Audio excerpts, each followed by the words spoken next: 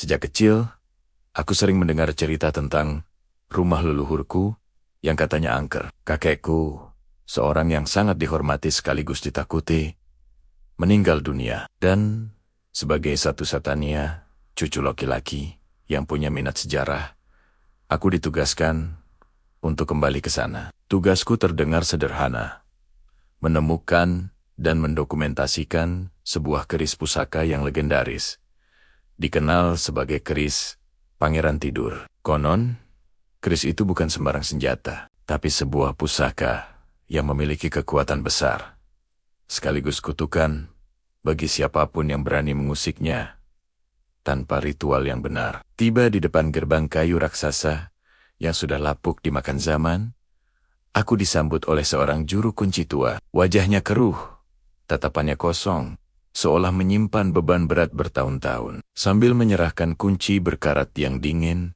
ia berbisik dengan suara parau. Hati-hati, nak, jangan sentuh apapun di ruang tengah, dan jangan cari keris itu. Peringatannya terasa seperti angin dingin yang menusuk tulang. Tapi rasa penasaranku sebagai sejarawan jauh lebih besar. Aku harus tahu apa yang disembunyikan di dalam rumah ini. Aku melangkah masuk. Udara di dalam terasa berat dan pengap. Bau campuran debu, kayu lapuk, dan anehnya, wangi dupa yang samar langsung menyergap hidungku. Suasana begitu sunyi, seolah waktu berhenti berputar di tempat ini. Aku berjalan menyusuri lorong-lorong gelap. Setiap langkah kakiku menggema, memecah keheningan yang mencekam. Juru kunci tadi bilang, jangan menyentuh apapun di ruang tengah. Tentu saja, itu adalah ruangan pertama yang aku tuju. Di tengah ruangan yang luas itu, hanya ada satu meja kecil yang ditutupi kain bludru hitam. Di atasnya, tergeletak sebuah kotak kayu berukir dengan motif yang sangat rumit. Jantungku berdebar kencang. Aku tahu, inilah tempatnya. Dengan tangan sedikit gemetar, aku membuka penutup kotak itu. Dan di sanalah ia berada. Keris Pangeran Tidur. Bilahnya yang berlekok-lekok memantulkan cahaya redup dari senterku. Tampak berkilauan indah, sekaligus menyimpan aura misterius yang tak bisa kujelaskan. Aku mengulurkan tangan, ingin merasakan tekstur logam kuno itu.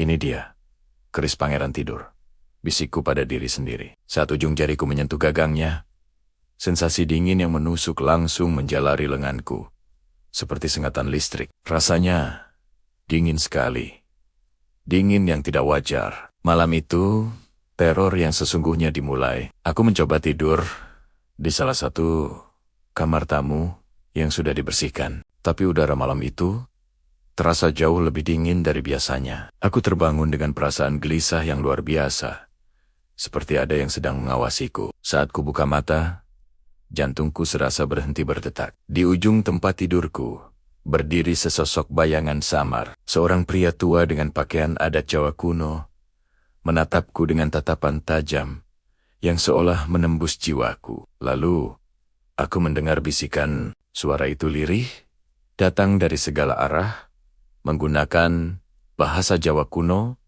yang tidak sepenuhnya aku mengerti. Ankowe, wani, nyupuk, dueku. Kalimat itu terus terngiang. Artinya, aku tahu persis. Kamu berani mengambil milikku. Aku tidak bisa tidur lagi. Sosok itu menghilang secepat ia muncul. Tapi kehadirannya meninggalkan jejak ketakutan yang mendalam. Keesokan harinya, aku memutuskan untuk menjelajahi pekarangan belakang rumah, mencoba mengalihkan pikiranku. Namun, yang kutemukan justru menambah misteri. Di bawah sebuah pohon beringin yang rindang dan tua, aku menemukan sebuah makam kuno. Makam itu tidak memiliki nisan bertuliskan nama. Hanya sebuah batu besar yang menutupinya. Aneh sekali. Kenapa ada makam di sini? Kenapa leluhurku dimakamkan sendirian di pekarangan rumah, bukan di pemakaman umum, seperti layaknya orang lain? Aku menyalakan senterku, mengamati batu nisan itu lebih dekat. Mataku terpaku pada sebuah simbol kecil yang terukir di sudut batu. Simbol yang sama persis dengan ukiran pada gagang dan sarung keris Pangeran Tidur. Kenapa makam leluhurku ada di sini? Tanyaku dalam hati. Siapa yang dimakamkan sendirian? Ketegangan mencapai puncaknya saat aku berada di kamar mandi. Aku mencoba menenangkan diri dengan mencuci muka. Air dingin membasuh wajahku, berharap bisa menyegarkan pikiranku yang kacau. Saat aku mendongak untuk melihat cermin tua yang tergantung di dinding, aku membeku. Pantulanku di cermin memang diriku, tapi ia sedang memegang keris pangeran tidur. Lalu, perlahan, wajah di cermin itu berubah. Itu bukan lagi wajahku. Wajah itu menjadi pucat pasi, dengan mata yang cekung dan tatapan penuh amarah. Itu adalah wajah pria tua yang kulihat di kamarku semalam. Wajah sang pangeran. Sosok di cermin itu menyeringai. Sebuah senyuman menyeramkan yang membuat darahku serasa beku. Lalu, ia berbicara dengan suara berat yang menggema di seluruh ruangan. Pusaka, iki, dudu darbekmu. Pusaka ini bukan milikmu. Aku akhirnya mengerti. Arwah ini, arwah leluhurku, sang pangeran, tidak ingin pusakanya dipindahkan. Dia tidak mengutuk. Dia hanya menjaga miliknya. Makamnya yang terisolasi di pekarangan rumah adalah bukti bahwa dia tidak ingin diganggu. Ingin beristirahat dengan tenang bersama satu-satunya benda berharga miliknya. Aku bukan berhadapan dengan hantu jahat, tapi dengan seorang penjaga yang kesepian. Dengan pemahaman baru ini, aku mengambil keris itu dari kotaknya. Kali ini, rasa dinginnya tidak lagi terasa mengancam, melainkan seperti kesedihan yang mendalam. Aku berjalan kembali ke pekarangan belakang, menuju makam di bawah pohon beringin. Dengan napas berat, aku berdiri di depan batu besar itu. Aku tidak lagi merasa takut, hanya rasa hormat dan sedikit penyesalan. Aku mengangkat keris itu tinggi-tinggi, lalu dengan perlahan meletakkannya di atas batu makam, sebagai tanda bahwa aku menyerah dan mengembalikan apa yang bukan menjadi hakku.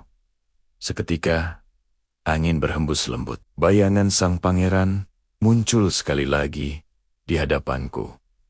Namun kali ini, wajahnya tampak tenang, damai, tidak ada lagi tatapan tajam atau seringai menakutkan. Dia hanya menatapku sejenak, seolah mengucapkan terima kasih. Lalu perlahan, sosoknya memudar, menghilang bersamaan dengan bau dupa yang selama ini menghantui rumah, yang kini perlahan menjadi samar. Aku menatap makam itu, menatap keris yang kini kembali ke tempatnya. Istirahatlah dengan tenang, kakek pangeran, bisikku. Lega sekaligus sedih. Pusaka ini akan tinggal di tempatnya. Misteri itu terpecahkan, bukan dengan paksaan, tapi dengan pengertian. Dan kutukan itu akhirnya sirna. Terima kasih sudah menyimak cerita ini sampai akhir. Cerita seperti ini mengingatkan kita bahwa tidak semua hal di dunia ini bisa kita miliki atau pahami dengan logika semata. Ada warisan dan kepercayaan yang harus kita hormati. Jika kalian suka dengan konten seperti ini, jangan lupa untuk like, komen, dan subscribe channel ini ya. Sampai jumpa di cerita misteri berikutnya.